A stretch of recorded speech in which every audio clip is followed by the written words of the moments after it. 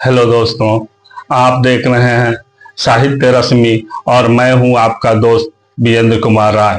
आज मैं फिर एक विदाई भाषण के साथ आपके समक्ष उपस्थित हुआ हूं।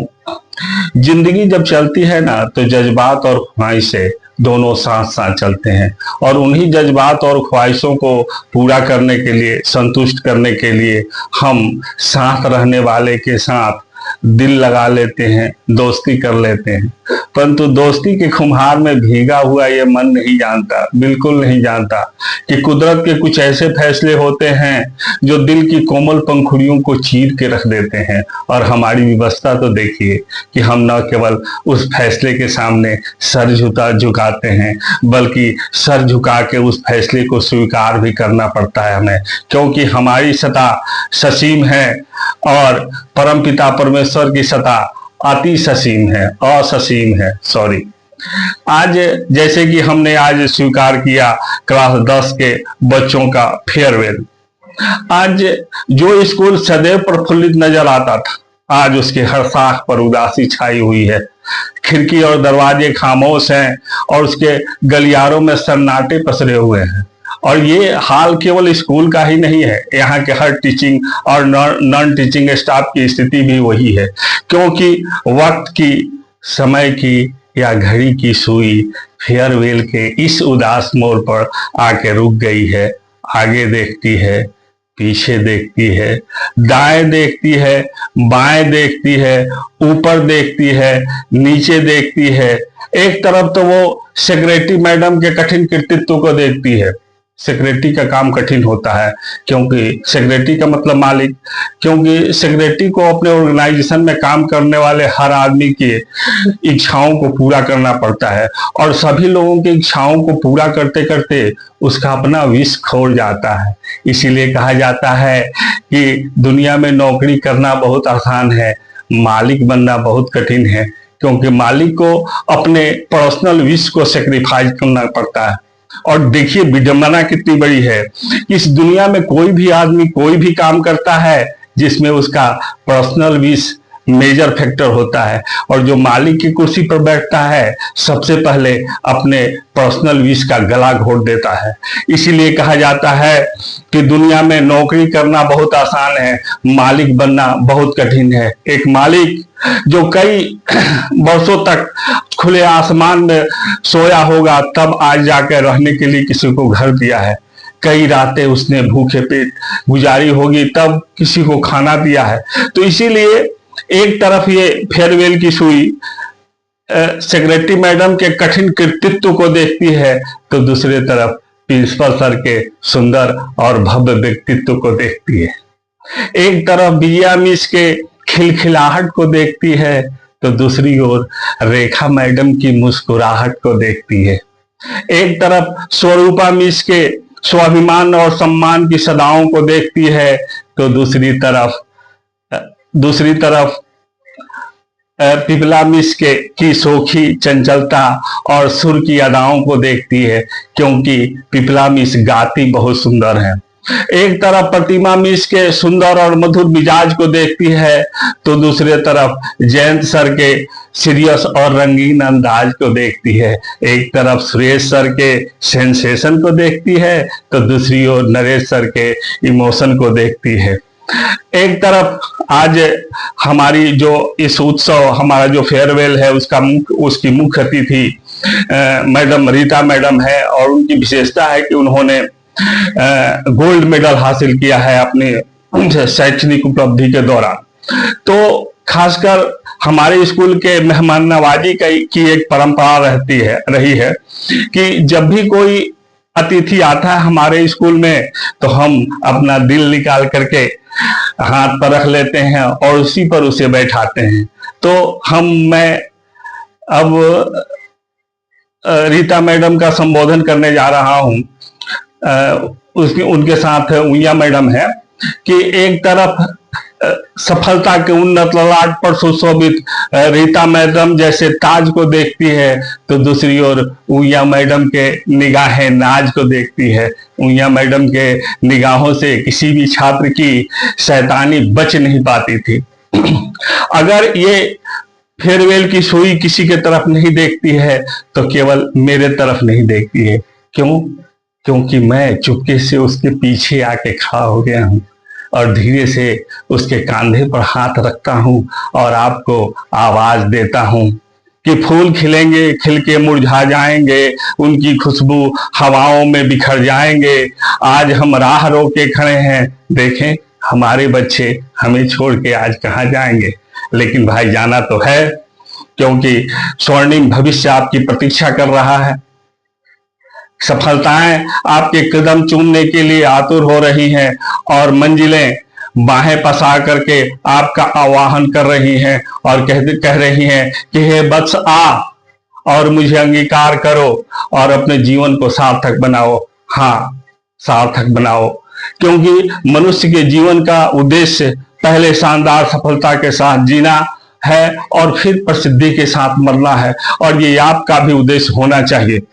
इसलिए मैं रोकूंगा नहीं, लेकिन जाने से पहले हमारे और आपके बीच जो ये सफर रहा 10 सालों का, मैं उसकी खट्टी मीठी यादों को ताजा करना चाहूंगा।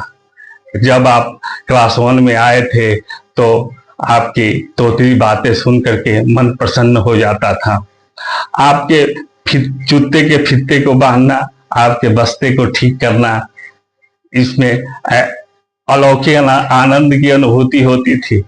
और आपको राइम सिखलाना, फिर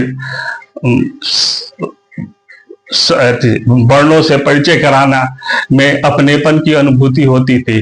धीरे धीरे आप ऊंची कक्षाओं में पहुंचने लगे और हमारे अनुशासन का डंडा सख्त होता चला गया। कभी होमवर्क नहीं करने के कारण डांट पड़ी, तो कभी क्लास में कार्य करने के कारण नहीं ध्यान देने के कारण आपको फटकार मिली। कभी किसी उत्पात के लिए आपको कठोर दंड दिया गया, तो कभी किसी शैतानी के लिए आपकी पिटाई भी हुई। लेकिन इन सारे डांट फटकार के पीछे हमारा एक ही उद्देश्य था, आपको देश का एक कुशल, योग्य और जिम्मेदार नागरिक बनाना। और आज आपको देख करके हमें संतोष हो रहा है कि हम अपने काम में पूरी तरह से सफल हुए हैं। इसलिए अब आप जा रहे हैं। वैसे तो शिक्षक को दूसरा पिता कहा जाता है, लेकिन हमने काम तो माँ का ही किया है, और एक माँ के लिए उसका बच्चा कितना प्रिय होता है, इसे शब्दों में बयान नहीं किया जा सकता। मैं एक छोटी सी कहानी आपको सुनाऊंगा कि एक बहुत अमीर आदमी था। उसके पास किसी चीज की कमी नहीं थी। उसके फैक्ट्री में हजारों कर्मचारी काम करते थे और घर में काम करने के लिए दर्जनों नौकर थे, लेकिन उसे किसी चीज का अभाव नहीं था। लेकिन एक बार की बात है कि एक विधवा अपने 2 साल के बच्चे के साथ उसके घर में किराए पर रहने के लिए आई। तो उसने कहा कि देखो, मेरे पास जो घर है उसका किराया बहुत अधिक है और वो किराया तुमसे दिया नहीं जाएगा। हाँ, हमारे गेट के पास एक गौशाला खाली है, अगर देख लो, अगर तुम उसे में रह सकती हो साफ करके तो रह जाओ, और तुमको जो समझ में आए किराया दे देना। तो वो औरत जो थे वो अपने बच्चे के साथ उसी गौशाला में रहने लगी। वो दूसरे के घर बर्तन धोने का काम करती थी, झाड़ू पोछा करने का काम करती थी। तो ये जो अमीर आदमी था रोज समय से अपने ऑफिस कार में सवार होकर जाता था, और इस जो औरत थी उसका लड़का गेट के सामने धूल में खेल रहा होता था। कभी कभी बच्चा देख करके उसकी ओर मुस्कुरा देता था, और वो भी अमीर आदमी उसको देख करके मुस्कुरा देता था। और फिर ये बात चलता रहा। फिर जब वो आता था शाम को, तब भी ये बच्चा उसे देख के मुस्कुराता था और वो भी बच्चे को देख के मुस्कुराता था। कुछ दिन के बाद ये लगभग अब रोज का काम हो गया। कुछ दिन के बाद वो लड़का इशारा करने लगा, तो वो अमीर आदमी भी इसकी ओर देख के इशारा करने लगा। फिर उसने ड्राइवर को हिदायत दी कि तुम गेट के बाहर ही खड़े रखना, और वो घर से पैदल आता था और बच्चे के साथ कुछ देर खेलता था और फिर चला जाता ऑफिस। फिर ऑफिस से आने पर भी वो गाड़ी से गेट के बाहर ही उतर जाता था, बच्चे के साथ कुछ देर खेलता था, फिर वो अपने घर जाता था। एक बार की बात हुई कि किसी बात पर कोई अनबन हुआ, अंतर हुआ और वो महिला घर छोड़ के चली गई दूसरी जगह। ये आदमी, अमीर आदमी जो था, ये एक दिन बर्दाश्त किया, 2 दिन बर्दाश्त किया, लेकिन तीसरा दिन इससे बर्दाश्त नहीं हुआ।